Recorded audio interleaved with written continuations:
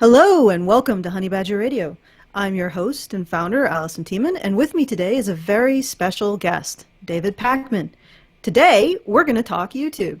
Also at the helm is our expert interviewer and producer, Brian Martinez, and our indomitable bitch in residence, Karen Strong, who will be presenting her own thoughts of the situation after our interview with Pakman. David Pakman is an alternative source of news and commentary for left-leaning individuals, and he's joining us today to talk about the situation with YouTube demonetization and other shenanigans. Before we begin, I'm going to address the elephant in the living room, the question our audience is no doubt currently asking themselves. Why have David Pakman on? The answer might surprise you. Not only is the war between new and old media more important than ideological conflict, which means we all need to come together to fight for independent media to stay independent, I want to make sure that people have the ability to disagree. Let me explain using everyone's favorite subject, Karen.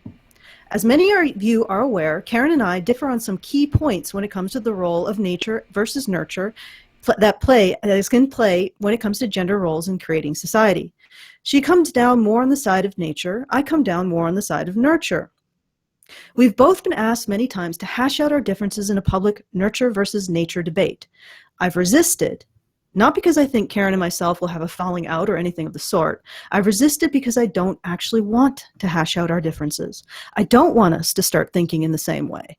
Karen has provided ballast to my own thinking. Whenever I have a new idea, I ask myself, how would I explain this to Karen? How would I incorporate her thinking? I'm not always successful, but I believe the exercise has improved my arguments and my ideas. If we hash things out between Karen and myself, and end up too much in agreement, I wouldn't have that tension to strengthen my thinking. I personally believe that big government and big businesses use our ideological differences to maintain power over us. I oppose using liberal identity politics to silence and marginalize discourse, but only because I want to have discourse, not because I want an echo chamber with only my opinion invited. I want to keep that ideological tension because that tension makes us all stronger thinkers, stronger questioners, and leads to stronger arguments. So with that out of the way, let's begin. Hi, David. Welcome to the show. Thanks for having me. Oh, no problem. Thanks for coming. First of all, I want to... Thank you a whole bunch for coming on. Yeah. And I wanted to thank you not just for coming on this channel. I also want to thank you for being the only liberal news outlet that invited me to be interviewed about what happened during the Calgary Expo and expulsion to myself and Honey Badger Brigade. So thank you for that as well. No problem. And I'm going to hand this over to Brian. So go ahead, Brian. All right. So, David Pakman, welcome again to Honey Badger Radio. And it seems like we, people on all sides of this YouTube discussion are all feeling the same or similar sting. So what brings you here, or at least what brings this conversation to fruition, is problems with YouTube. So what is going on with your channel? Yeah, so our channel, which has over 350,000 subscribers, averages anywhere from 12 to 15 million views per month, is no longer running effectively any ads. I mean, there might be the incidental ad, which has accounted for somewhere between 20 and 30 cents a day of ad revenue since March 31st. But effectively, it is not running ads. This is not video level demonetization where an individual or a group of videos have been demonetized visibly, but rather some kind of broader channel level demonetization, which so far has not been confirmed to even be a thing. I mean, in other words, what's clearly going on from March 30th to March 31st, our revenue has been cut over 99%. There's no actual confirmation from YouTube that this is a thing. Their answers so far have been basically the same form letter sent a few times talking about how various factors determine whether or not ads play before videos. This includes the technology of the end user, the physical location of the end user, seasonality, and blah, blah, blah, blah, blah. But it sort of ignores the elephant in the room, which is we used to have ads play on just about every view, and now we have ads play on essentially no views. So that's sort of where we are right now. My assessment is that this is not an ideologically sort of sensitive demonetization. There are people on the left and right who have been demonetized. There are people on the left and right who have not been demonetized. We can, incidentally, we could look at individuals that lost demonetization and got it back, and we could speculate about whether political ideology plays a part, but it appears to be a much bigger issue than the politics of the channels that have been demonetized. Yeah. I just want to add that's really why I reached out to you, was because it seemed to me, like just watching your video that you put out about this, that it wasn't one of those things where, you had all of your videos demonetized, you got notifications, you were able to send them for review, and you got your ads back or didn't, right? It was essentially just, they're monetized in your video manager. They all show up as monetized, but there's no ads playing on them. And what I find really interesting about that is that, the entire ad boycott on the part of these corporations, right? Toyota and Holden and all AT&T and Verizon and everybody else, is that they don't want to be associated with controversial content. And I look at my channel. My channel is much more controversial than yours. And it's smaller than yours, right? Like I have 150,000 subscribers. I put out way fewer videos, so I get way fewer views per month. And at the same time, I'm pulling in more money than you. And how on earth does that happen, right? Yeah, and so that's where, I estimate that our channel is it's certainly not in the top 1% of YouTube, but by what different lists we've been part of over time, I estimate that the channel is in the top 4 to 5% of YouTube. And there are some YouTubers in that top 1% who lost ads but have gotten them back. There are people who are outside of the top 5% who never lost them at all. And for whatever reason, my channel and many others that are sort of similarly sized seem to be both big enough that they've gotten the attention of YouTube, but not big enough to have maybe gotten on whatever whitelist might exist. And again, this is all speculation because none of this has been confirmed by YouTube. Yeah, no, you don't have the kind of leverage that, say, the Young Turks has. Right.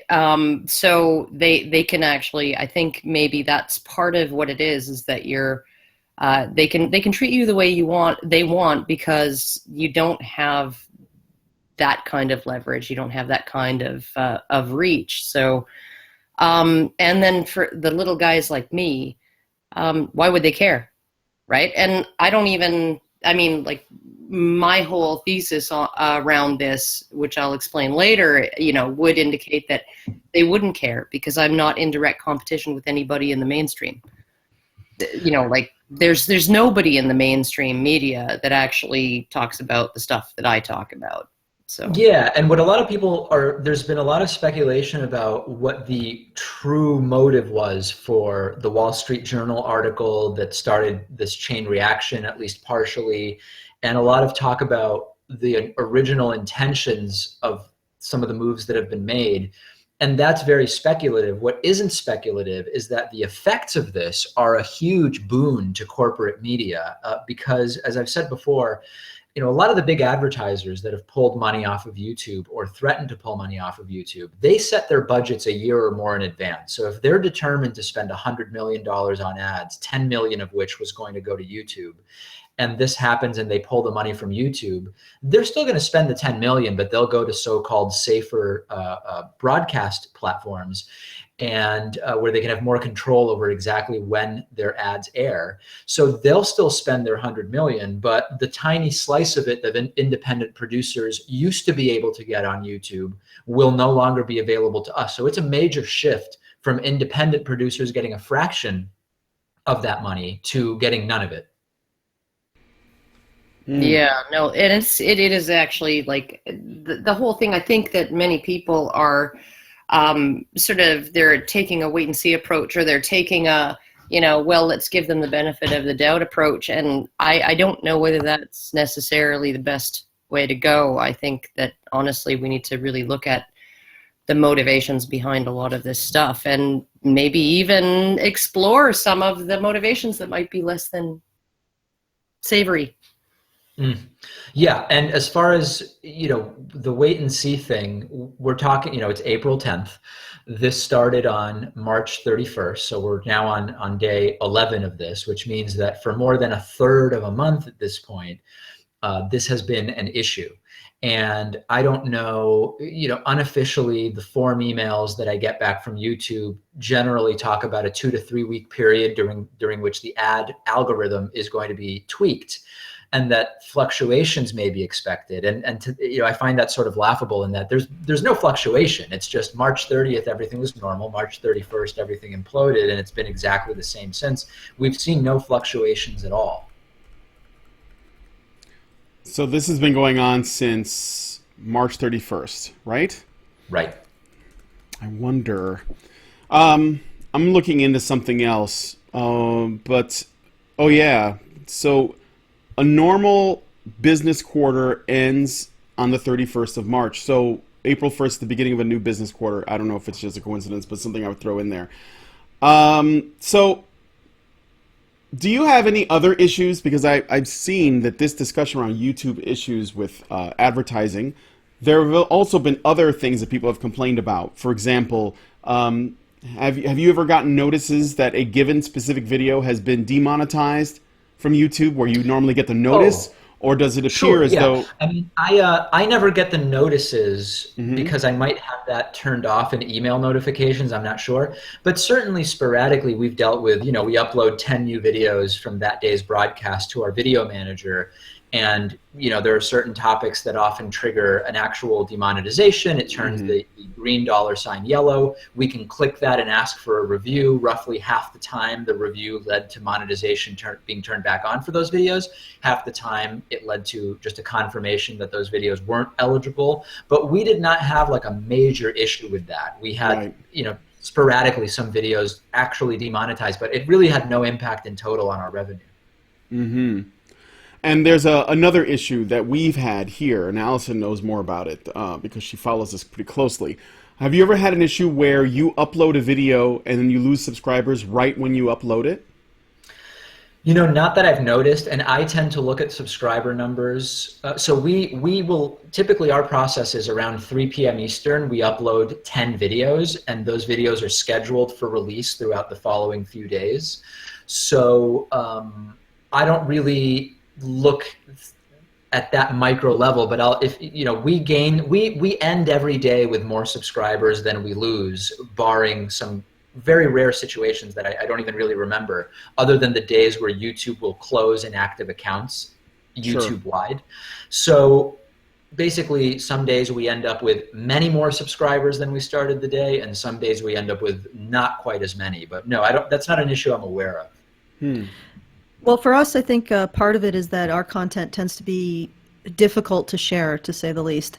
So we don't get a large influx of subscribers very often.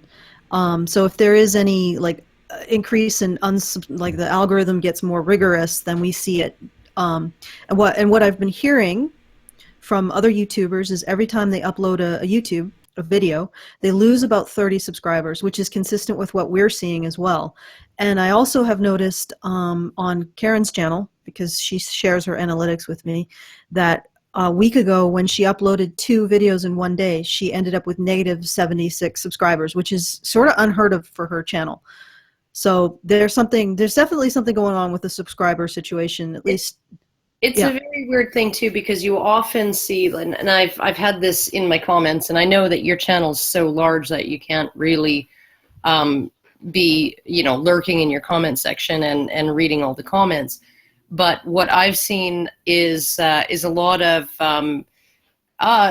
this video, maybe 3 days after I uploaded it, this video didn't show up in my feed, right? I'm subscribed to you, right? But it didn't show up in my feed, or I was unsubscribed to you without my knowledge, right? Right. Yeah, these are not issues I've really experienced myself, so I would not really be able to comment too much on them. Okay. And what about there? Because I'm just looking at all the different ways in which people have been experiencing problems with YouTube outside of the advertising dip. There's also the restricted mode conversation. So I went to your channel, our channel, and a couple of other ones, Dave Rubin and Steven Crowder, just to look and see how they've been affected. And it varies from person to person. So some of your videos are not available on restricted mode, and I understand that your content is FCC approved, right? Or at least it would be if you were to put it on like the radio or something. Is that right? No, it is on the radio. We're on 200 Okay. radio and TV stations, and we've not had a single incident with our content with regard to the FCC rules that we're bound by. Right. Okay. So you are on radio. All right. Yeah. So you still actually show some content that is not available. In fact, I think when I did a search, I can't remember the name of the video, and I apologize, but when I did I just looked up your channel, one of the first things that popped up was some, news story you did about Donald Trump. But then I went into restricted mode to see what was missing, and that video was unavailable. And it wasn't contentious in any way, but you couldn't look at it. And I noticed that if I went to Ruben's channel, a lot of his videos, especially his more recent, I think his last one that he did, which was about video game addiction, was also in restricted mode. I couldn't see it. And our videos also have some missing. And like Steven Crowder has almost no videos available. I think he only has like 3 that show up on his title, his homepage. But if you go to his video listings, there's nothing. So I don't know. In restricted mode, more than two thirds of my videos are invisible. They're gone. And the funny thing is, with Crowder's channel is also FCC approved, and he's also on the radio. They go through and they clean it up, and they bleep out any language and stuff like that. So I just thought that was another way in which people are dealing with YouTube problems. So you have, and we've been seeing this over the course of a while, and I think this ad thing, I don't know that these are related. There's no way to know that for sure, but it does seem like it's stuff piling up. You have the first the subscribers mysteriously disappearing, or people like losing them for whatever reason. Then there were issues with people not getting notifications when new videos were uploaded, and I think you had to like click the bell icon, which made a lot of people annoyed that create YouTube content. And then you had the restricted mode, and now we're having the advertising stuff. So well, and on top of that, one thing that I do want to mention is that I forget who it was that I heard this from, but that YouTube TV, which is the new service that YouTube is providing, $35 a month, subscribing to 40 channels plus 2 add-ons thus far. When you turn on your TV, and this is something that you're going to be using via any device that you have, you are default logged out and in restricted mode. You are default logged out of your account and in restricted mode, and you have to log in and or turn off restricted mode in order to actually get access to 2/3 of my channel, right? So essentially, what they're doing with the restricted mode thing isn't necessarily such a, because I do agree that when schools are having their kids be able to access YouTube and stuff like that, that there should be a restricted mode, and certain content should be they should not be able to access that via the school's internet service, right? But when it comes to just sort of automatically logging people out, and when they go back to watch their YouTube TV, restricted mode is on, right? Which means that they're actually trying to passively or invisibly guide people towards certain channels and away from others, right? And I think that's actually a big issue, because what they're selling is, they're selling YouTube, but they're selling it, and they're not necessarily letting these people know you're only seeing 1/3 of YouTube. Yeah. Again, I'm taking your word for it because I'm not up to date on what's going on in terms of the YouTube TV. But yes, I mean, some of these issues I've not heard about. Some of them I've heard about but not experienced, and obviously some of these I've experienced. Well, let me ask you another question. In your video where you broke the story about the losing advertising money, you told us about a woman who wanted to advertise on your channel. Like, she had a specific interest in running ads on your channel, and for whatever reason she couldn't. Did that ever get rectified in any way, to your knowledge? Do you know that if anything was figured out, or if she's just No, I mean, the ads still aren't running, and she sent me screenshots. You can, working with her AdWords rep, she made it very clear that she had done it became clear that she had done all the right things to advertise specifically on my channel and some other specific channels. And on all of them, but particularly mine, her impressions dropped significantly. And so she had funded that account with money that YouTube was effectively refusing to spend on her behalf on my channel. And it's not been rectified in any sense that has restored the ads, because, as you know, no ads are running on my channel currently. Right. So what was your average, let's say, ad revenue before this happened, and what would you say it is about right now? Well, my understanding of the YouTube terms of service is that talking specifically about ad revenue is a way that on paper you can actually get demonetized forever. So that's not something I want to do right now, with the hopes that monetization will return. But what I can tell you is that we're down to 30 or 40 cents a day right now. And that, I mean, I don't know what percentage it is, but it's effectively all of our revenue. I mean, 30 cents a day is nothing as far as I'm concerned. Oh, yeah, absolutely. So how are you compensating for this significant drop? Well, we've launched a Patreon page, and we've had over 1,100 people so far pledge contributions at patreon.com/David Pakman Show. So that's something. And, it sort of picked up in the first week, but I'm operating under the assumption that it's not going to stay this way for the next 6 weeks, because the audience will start to get sort of fatigued from the YouTube ad boycott stories. So it's done okay so far. I think we're approaching like 1,200 patrons, but we'll see how much of the revenue we can replace that way. We've been pushing our membership program more, which has been doing okay as well, which is directly on our website, where we offer bonus content and commercial-free versions of the show, etc. Those are really the two major things. We've had a few advertisers reach out directly, interested in advertising directly with us on the YouTube channel, which is interesting. And I'm going through the normal vetting process, but that's the disappointing thing, because the YouTube system, for as long as it worked for us, was perfect in the sense that we never had any contact with the advertisers that YouTube was bringing on, nor did we even know which ads would play what days, or if at all. So there was literally no way that we could so-called sell out, because we had no control, contact with, or awareness of what ads would be playing in front of any particular video, or if an ad that played once would ever play again. So we just create the content, and it was really plug and play in a great system. Patreon it's more maintenance, it's more work on our end, the membership program more so, and certainly bringing on advertisers directly. So it also takes away from the time that we can spend producing content that this has happened. Well, I think it also, when you are beholden to a specific ad, like if all you have to do is comply with the terms that allow you to become a YouTube partner and monetize your videos, right?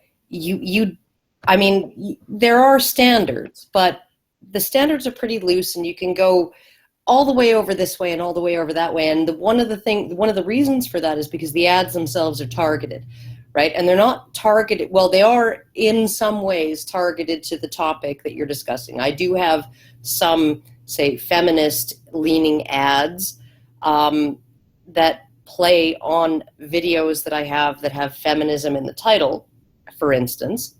However, if I spend all morning, searching for paving stones and, pea gravel and how to freaking install a French drain, right? When I go and click on videos, whether it's, the situation in Syria, or whether it's, anti-feminist videos, whether it's some feminist video that I'm interested in maybe critiquing, whatever, right? I'm going to be bombarded with ads from Home Depot, right, that are selling me lawn and garden maintenance and landscaping stuff, right? Because Google has targeted the ads to me as a consumer, not to the content itself. So there's this separation between the content and the advertiser that I think really protected both up until this whole thing, where you had advertisers who could say, I got no control over who's watching my ads. So some racist is researching, paving blocks and how to make a concrete driveway. Okay, my Home Depot ads are playing to him. I can't help that, right? And you had content providers saying, oh, well, okay, feminist ads are playing on my videos. Well, I can't help that, right? And so you essentially had a situation where both the content creators and the advertisers were essentially immune from criticism. And yet somehow we are now in a situation where these advertisers have decided that they are choosing not to be immune. They are choosing to waive their immunity. I think, Brian, do you have any more questions for David?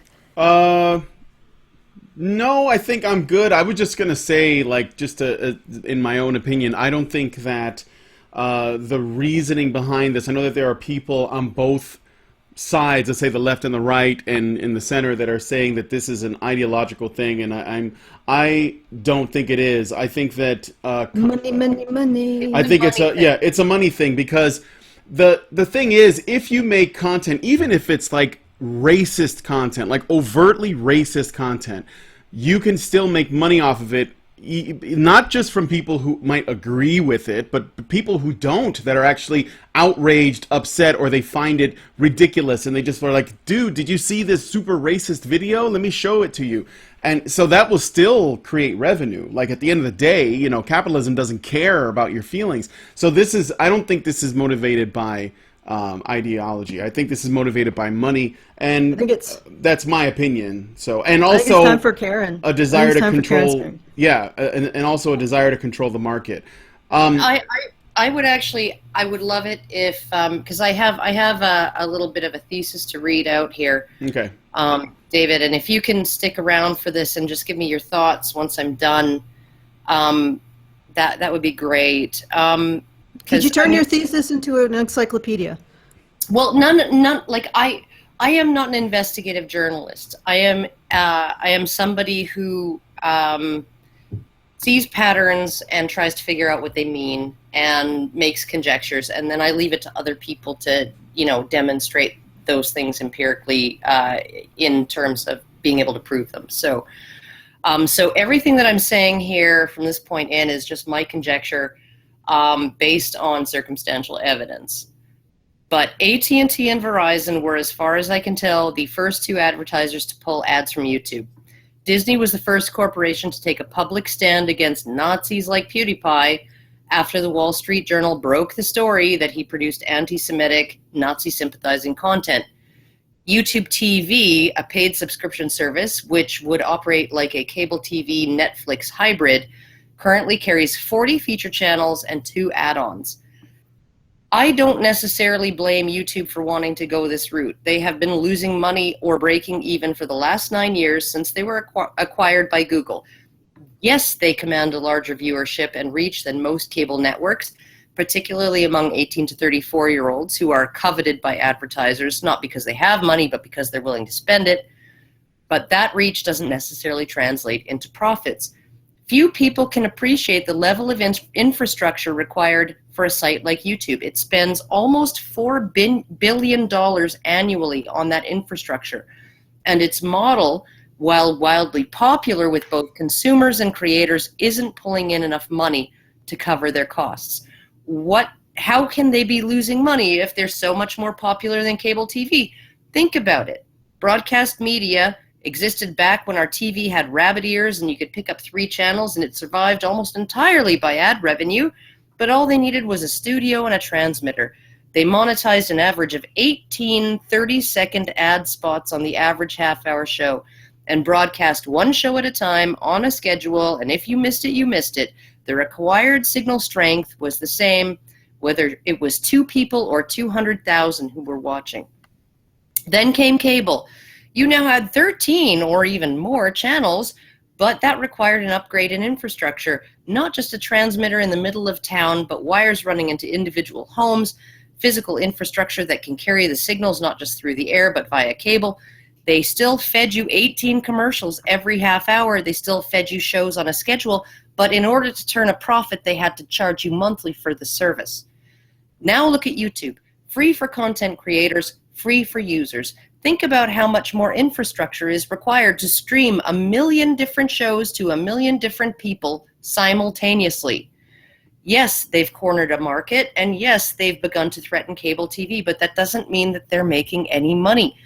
I could corner the market on sweet potato pies and drive all other pie makers out of business if only I gave away my pies for free. That doesn't mean I'm making any money. It doesn't mean it's sustainable as a business model. Up until YouTube TV, YouTube's been almost entirely funding its operations via advertising revenue and investment capital.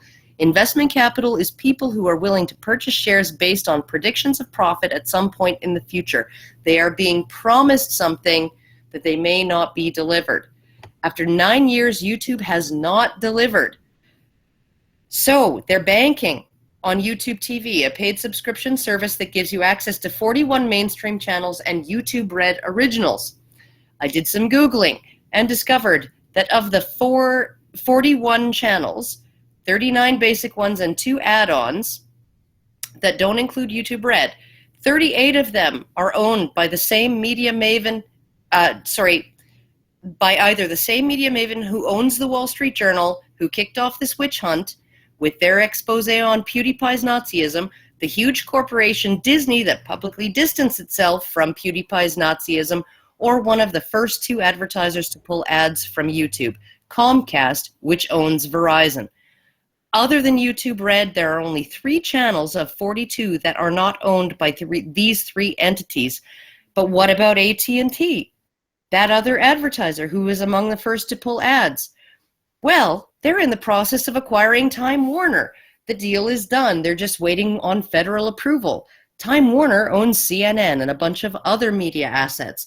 I can guarantee you that YouTube wants to carry them and have probably made overtures, but until the deal goes through, they won't know whether they're negotiating with Time Warner or AT&T. But interestingly enough, the CW, a channel jointly owned by CBS and Time Warner, which is offered on YouTube TV, that's among CBS's offerings on YouTube TV. So literally, and I mean that in the traditional sense of literally, every single channel on offer via YouTube TV other than YouTube Red is connected with either the newspaper that kicked this whole shit show off, the first corporation to take a public stand by canceling their sponsorship of PewDiePie, or the first 2 companies who pulled ads and started the ad boycott. Every single one. Now, I'm sure a lot of us bought into the idea that this entire thing was an SJW-inspired political witch hunt, or perhaps that corporate media was intentionally trying to sabotage and destroy YouTube by instigating this boycott. Many people like Phil DeFranco have said they feel for YouTube. YouTube is stuck between a rock and a hard place. YouTube is fighting for its survival. YouTube is being forced into this by advertisers. But every single entity responsible for kicking off the controversy and leading the boycott are in bed with YouTube via YouTube TV. Only 2 external channels offered by YouTube TV are not directly associated to this shit show, and even they are connected through their joint ownership with AT&T of one of the featured channels. Is this a matter of these entities trying to sabotage YouTube and steer people toward a paid service where their own products are prioritized? Or is YouTube complicit? After all, YouTube is desperate for a profitable business model. YouTube TV appears to be the one they're banking on. But how on earth do they convince users to make the switch from free videos by independent creators to a paid subscription populated by mainstream media? How do they do it without alienating their consumers and sending them elsewhere? Phil DeFranco said it. It's not their fault. They're doing the best they can. It's those mean corporations pulling ads that have forced YouTube to do this. Be angry at the Wall Street Journal. Be angry at Verizon. Be angry at AT&T. Meanwhile, how many users know that the owner of the Wall Street Journal owns 12 of the channels featured on YouTube TV? How many users know the owner of Verizon owns 13 of them? That AT&T owns a 50% share of one channel and is almost certainly going to be offering its newly acquired Time Warner channels via YouTube TV once the deal is approved. What is in this for YouTube? Why would they play along? Why are they playing along the way they are? That's where David Pakman's channel comes in. My content is way more controversial than his, and I've been mostly left alone. Why? Because I'm not competing with anyone in the mainstream. But if Pakman is YouTube's version of Rachel Maddow, I'm not 100% sure that that's the best analogy, but we'll go with that.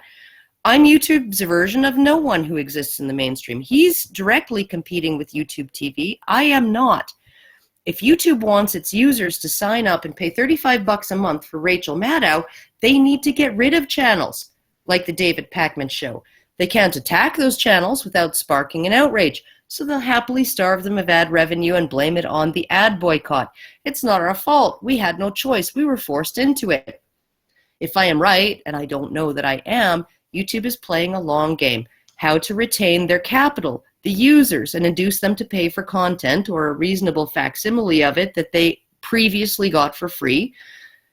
How do they do it? An incremental strangling of channels. Nothing too big at once. Let the users get used to the new normal before you begin throttling others. Start with popular channels like Pakman's that directly compete with mainstream news and commentary. Act like you're really on the side of users and creators, but you have to do something because you're being forced to. Talk them all into staying just one more day or one more week or one more month.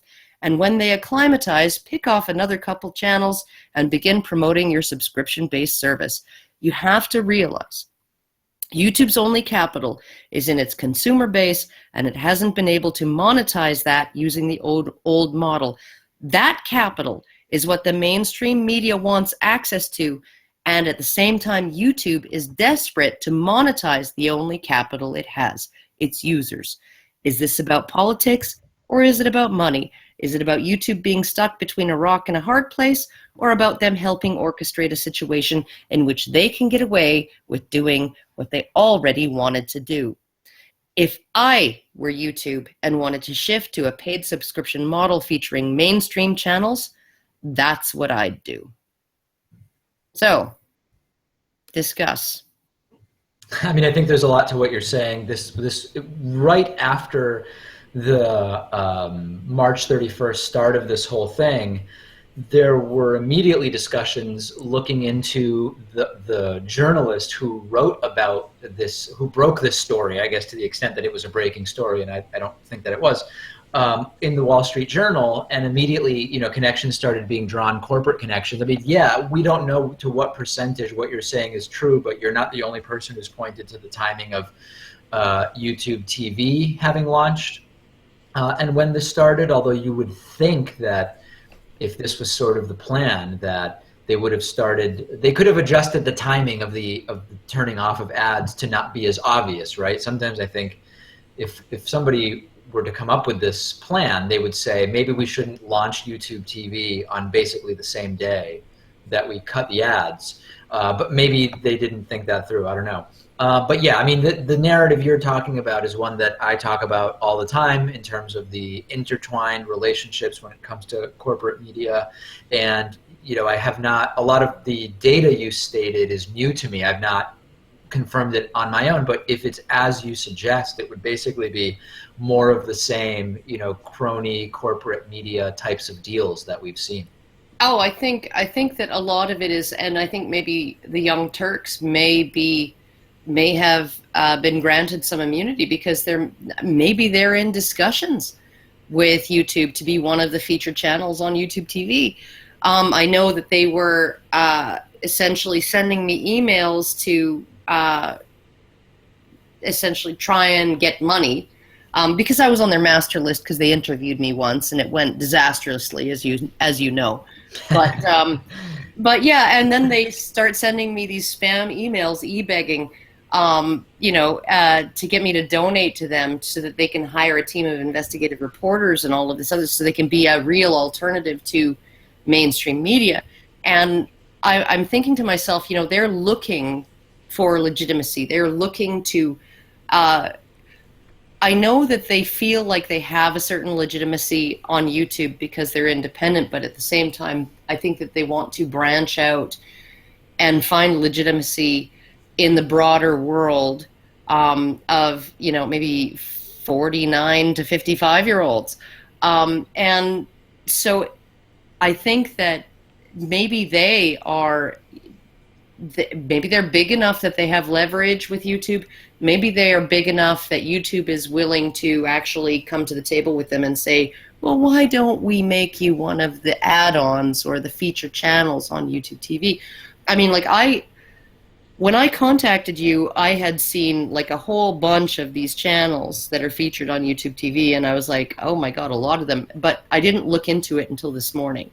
When I looked into it this morning, I found that 39 of the 41 channels that aren't YouTube Red, right, are connected to these, to either the Wall Street Journal, to Verizon, to AT&T, or to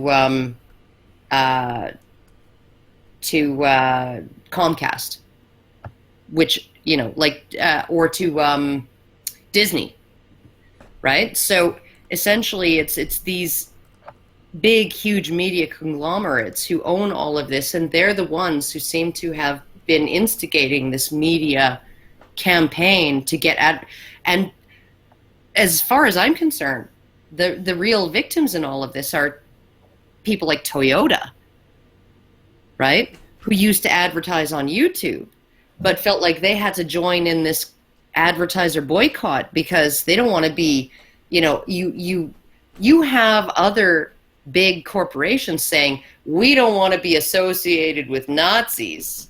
I don't know about these assholes at YouTube, at Toyota, but we don't want to. Right? And so if they don't join the boycott, they look like they're supporting Nazis, right? And so I think that a lot of that, it just got kicked off by these initial companies, and then other companies just did what companies do. They want to avoid controversy. They want to avoid being smeared. And when you have, AT&T and Verizon essentially saying, well, we don't want anything to do with the Nazis on YouTube. But hey, Toyota, they can, whatever they want to do, whatever works for them, if they want to support Nazis, right? That seems to be why all of these other companies pulled out. Yeah, and this is also part of why some people wrote to me and said, David, YouTube is going to fix this. Think of all the money they'll lose if they don't. I don't buy that. The truth is, news and politics has never been YouTube's priority, and it's only a fraction of their total YouTube revenue. And if they want to, like you're talking about, avoid the negative PR, they can just monetize a handful of so-called top-tier news and politics channels just to show that they haven't shut the entire thing down, and let everybody else just sort of waste away and avoid themselves the grief of even having to deal with the negative PR. Yeah, because I think that, honestly, here's the thing, if I were YouTube, right? If I were YouTube and I was like a scumbag, right? I would be doing things the way that's happening right now. But if I were YouTube and I were actually looking to develop a profitable business model, right? And, okay, there are about 150 million channels on YouTube that have uploads, right? And I would essentially say, okay, it's been 9 years. We haven't really made any money. We can't sustain this forever, right? And if you don't want YouTube to go away, we're going to need everybody to pull together, right? So what we're going to do is we're going to say there's two kinds of accounts that are for viewing and commenting, and those are free, right? And accounts that are for uploading and up to 10,000 lifetime views on a channel, those are free. right? But then up to 100,000 subscribers, let's say, or let's say 13 million views or something like that, it's $5 a month, right? And then above that, it's $10 a month to upload. You'd pay $10 a month. Me personally, sure, if it got my ads back. Yeah, I'd pay $5 a month. I'd pay $10 a month. I'd pay like $100 a month, right? Because my revenue's gone down by, it's been cut. It's about 20 to 25% of what it was, right? Still doing better than you, not just relatively to where I was before, but like actually in blanket terms, I'm making more money than you are from YouTube ads, right? And that's just sad. But I would pay that. And I think even those random weirdos who have 27 views per video, but they just want to speak their mind, right? I think that they would pay $5 a month for the privilege of doing that, right? And then make it so that you can view it for free. If you did that, that would bring in $750 million a month to YouTube, right? They pay $3.8 billion a year for their infrastructure. They would be bringing in $750 million a month just in people paying for the privilege to speak their mind, paying the equivalent of 2 lattes. So, right? I honestly think that should have been the way they went. So, Dave, are you looking into alternative ways to fund? I know that you said you're doing Patreon, but have you considered, do you just want to try and get your ads back? Because there are some YouTubers that don't use ads at all, and they basically just use donations. I know that Free Domain Radio, which is the channel operated and run by Stefan Molyneux, he makes it a point not to put any ads, and he runs completely on donations. And or have you looked into alternative means of uploading your content? Like there's a lot of talk about minds.com and vid.me and things like that, Dailymotion, etc.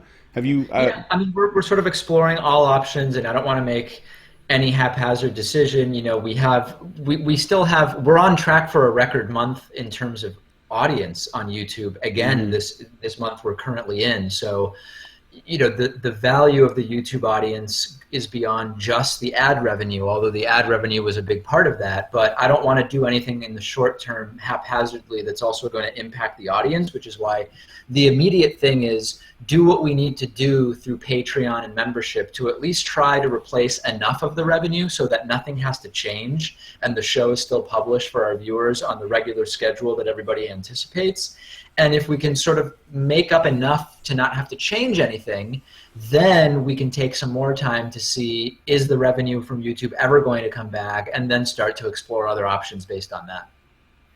What I think the difficulty is, you know, with exploring other options. I mean, like we could all just move YouTube, and you see this with all of these big, huge social media platforms like Twitter and Facebook and YouTube and Reddit, right? I mean, when Reddit began to really mess with things and really change things in ways that pissed a lot of people off, everybody was like, we're outraged and we're moving to vote. And then they didn't. Or they moved to vote, but they kept their Reddit accounts, right? Like they didn't move. You know, Vote's their like vacation cottage and Reddit's still their house, right? And so essentially what would need to happen, and I think what YouTube, if my conjectures are correct, what YouTube is attempting to do is they're attempting to salt the free earth, right? So the field of free content, they're trying to salt it to direct everybody, all of their users gradually. I mean, you can't evict a people, right, from a happy place, a wonderful place that they enjoy, right, without actually taking that place and turning it into something that's unworkable. And so they are, I think, if my conjectures are right, what they're trying to do is they're trying to make the free version of YouTube unpleasant and unworkable, and they're going to try and starve it of channels and all of that and content to guide that. But they don't want to lose the capital. They don't want to lose the audience, right? Just like you don't want to lose the audience, and I don't want to lose mine, right? Now, if I decide to go to vid.me, it's not going to have any impact on YouTube. At least not unless a whole bunch of YouTubers move over, right? There are a whole host of problems involved with that, because how do you bring the audience with you? You have to actually delete your channel on YouTube, right, and re-upload it all on vid.me, or set your entire channel to private on YouTube and re-upload everything on vid.me and bring your audience, force your audience essentially to follow you. Because if you just decide, I'm going to upload on YouTube and vid.me, nobody's going to follow you to the new platform when they have, and enough people have to decide to make the move, right, in order for enough people to actually move in order to get the content that they want.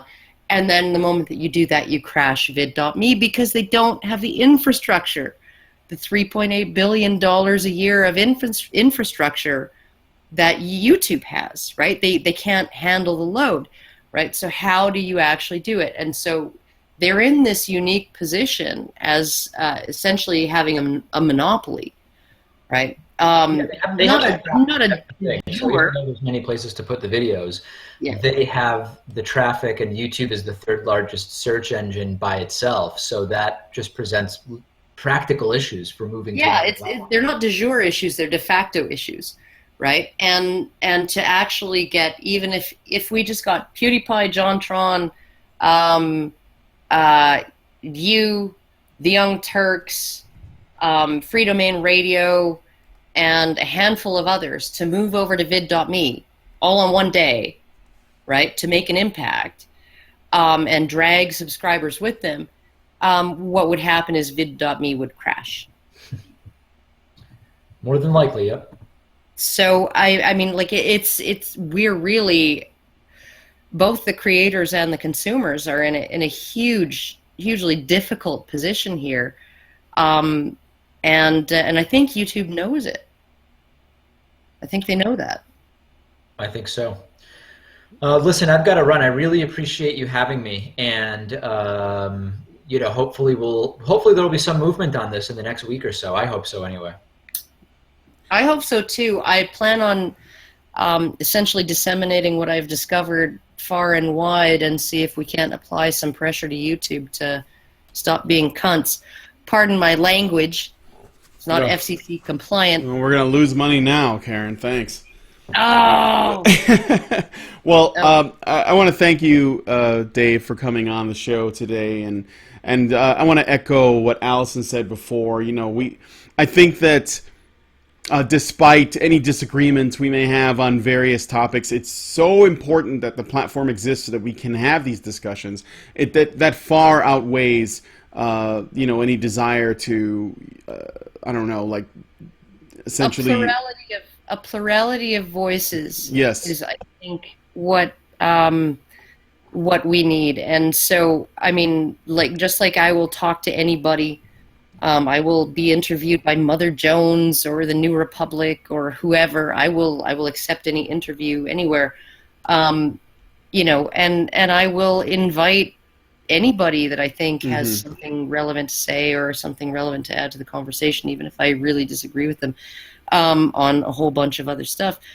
And I think that that's really what is necessary, and just civil conversations in terms of trying to depolarize things, right? Especially now, because things are so, both sides often are fingers in their ears, la, la, la, I'm not listening. And they don't want to see the humanity or the rationale behind another person's viewpoint. They just want to other them and see them as the enemy. And I think that that's not the way to go. So right. Yeah, we need to have these conversations. So thanks again for taking the time out of your day to come on. And yeah, we will see what happens. We'll definitely support you. I'm going to put a link to your channel in the low bar so people can check out your show. And I don't know what else to add, so I guess we're going to go off. All right. Thanks, Dave, for coming on. All right. Thanks so much for having me. I really appreciate it. All right. Not a problem. Oh, yeah. No, thank you. Thank you. All right. Take care. Have a good